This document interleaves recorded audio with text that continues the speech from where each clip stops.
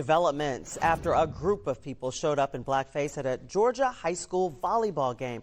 The school superintendent and the NAACP leaders call the actions, quote, deeply offensive and are calling for a public apology. Channel 2's Tom Regan is live at Whitewater High School in Fayette County. And Tom, the local NAACP leader there has been hearing a lot of outrage over this.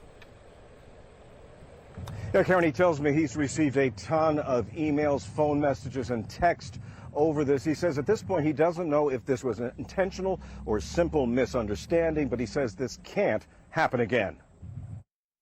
And what was your reaction when you saw this? I was hurt. I was hurt because the blackface has a history. The county's NAACP leader addressing the controversy over this picture of family and friends appearing in blackface in support of a student which he says plays on the high school volleyball team. Have you heard a lot of outrage? Absolutely.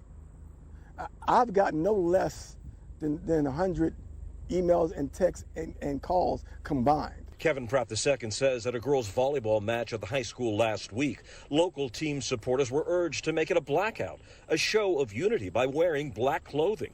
But he says this group apparently didn't understand the request to wear something black. I think that it went off the rails when you painted yourself black and including your face.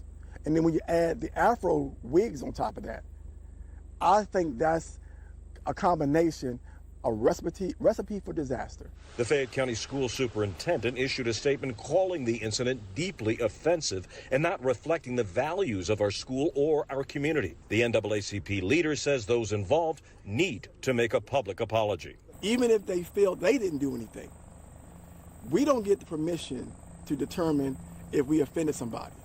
Once someone says they're offended or you hurt their feelings, you have one duty, to say I'm sorry.